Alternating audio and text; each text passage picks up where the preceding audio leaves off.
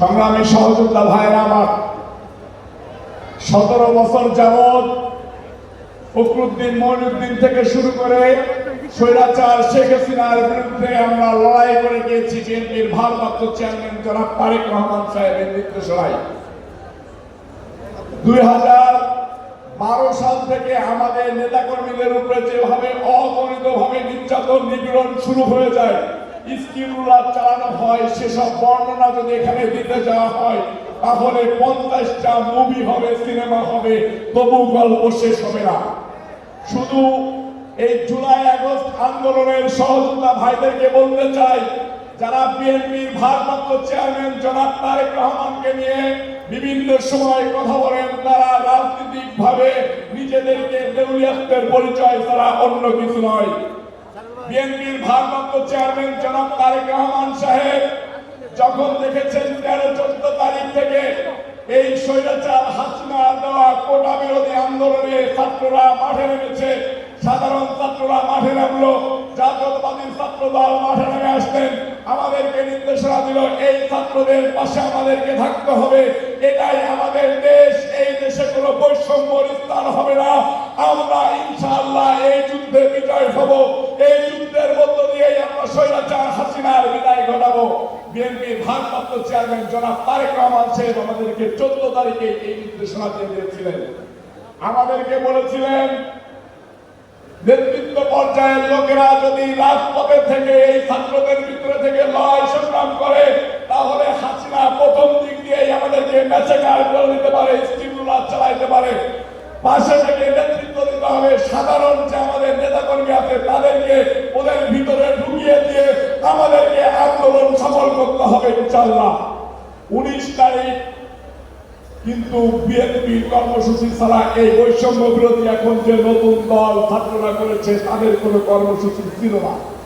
19 তারিখ প্রেস ক্লাবে জাতীয়তাবাদী দল বিএনপির মানববন্ধন কর্মসূচি, যখন বৈষম্য বিরোধী এইসব ছাত্ররা বিভিন্ন সময় কর্মসূচি প্রত্যাহার করে নিয়ে যাচ্ছে, যখন তাদের একটা নির্বাচন হয়ে গেছে হাসিনার সাথে, তখন পার্টি বিএনপি দেখলো আমাদেরকে এই আন্দোলনের চাল দিতে হবে, আমাদেরকে এই আন্দোলনের নেতৃত্ব দিতে হবে। আমরা 19 তারিখ প্রেস ক্লাবে আব্দুল মুনায়েম মোল্লা, নুরুল ইসলাম নওয়ারের নির্দেশনায় নেতৃত্বে প্রেস ক্লাব এলাকায় যাওয়ার আগে আমাদের নেতা রুহুল কবির রিজভী আহমেদকে গ্রেপ্তার করা হলো। গ্রেপ্তার করে আমাদের নেতা কর্মীদেরকে অবিচারে গুলি করা শুরু হলো, যেখানে পাচ্ছে সেখানে গুলি করতেছে। আমরা পুলিশের পাহারায় যে রাস্তাগুলো ছিল এই রাস্তাকে প্রতিরোধ করে তুললাম। হঠাৎ করে আমাদের মিছিলের উপরে নির্বিচারে রাইফেল দিয়ে গুলি করা হলো। গুলিতে মৃত্যুবরণ করলেন, আমার সাথে স্পটে ছিলেন ঢাকা মহানগর উত্তরের সদস্য সচিব সাজ্জাদ মিরাজ, আনিসুর রহমান তালুকদার খোকন, এস.এম. জিলানী, আরো ছাত্র দলের সাধারণ সম্পাদক নাসির। আমি আর নাসির যখন ব্যারিকেড বেঁধে দিয়েছি, পুলিশ হাত উঁচু করে পিছন ঘটতেছে, ঠিক একই মুহূর্তে উপর থেকে আমাদের উপরে রাইফেল দিয়ে গুলি করা হলো। আমার সাথে থেকে মৃত্যুবরণ করলেন নবীন তালুকদারের মাথায় গুলি লাগলো, ঘিলু এসে আমাদের শরীরে লাগলো, রক্ত এসে আমাদের শরীরে লাগলো। এই নির্মমতা দেখা যায় না।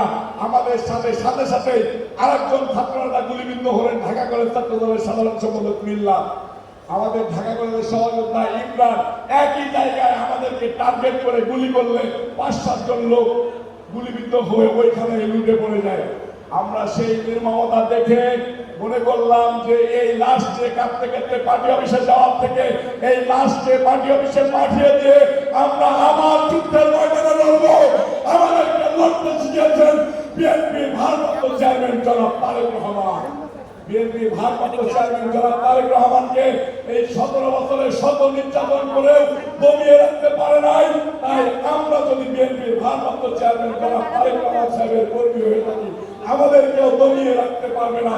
তাই তো লড়াই সংগ্রাম করে গিয়েছি বিএনপির ভারপ্রাপ্ত চেয়ারম্যান জনাব তারেক রহমানের নির্দেশনায়। 21 তারিখ যখন কারফিউ দিয়েছিলেন আব্দুল মুনায়েম মোল্লা, নুরুল ইসলাম নওয়ারের নেতৃত্বে নেতৃত্বে যুবদল সেদিন জনাব তারেক রহমান সাহেবের কথা রেখে ঢাকার বুকে সর্বপ্রথম কারফিউ ভেঙে আমি মিছিল করেছিলাম। আমার সাথে গুলিবিদ্ধ হয়েছিলেন ইমন। রাত 9টা পর্যন্ত আমরা আন্দোলন চালিয়ে গিয়েছি। যখন পুলিশ আমাকে ঘিরে ফেললো আমি উল্টা দিকে দৌড় মারলাম। ইমন আমাকে মনে করে ইমনকে 4-5 রাউন্ড গুলি করে দিল। আমি দৌড় মারার পরে 8-10 রাউন্ড গুলি করলে আমি গুলিবিদ্ধ হয়ে রাস্তায় পড়ে যাই। ওই অবস্থায় আল্লাহর অশেষ রহমত ওই পুলিশ ওইখানে পড়ে যায়।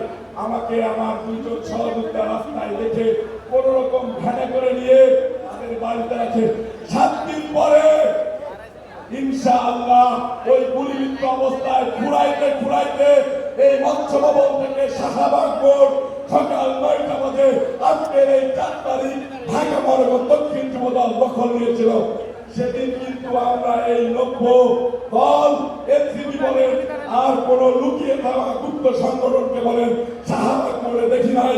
বিএনপি ভারপ্রাপ্ত চেয়ারম্যান জনাব তারেক রহমান আমাকে 3 তারিখে রাত্রে বলেছিলেন, নয়ন এই যুদ্ধ আমাদেরকে জিততেই হবে কালকে শাহবাগ মোড় দখল নিতেই হবে।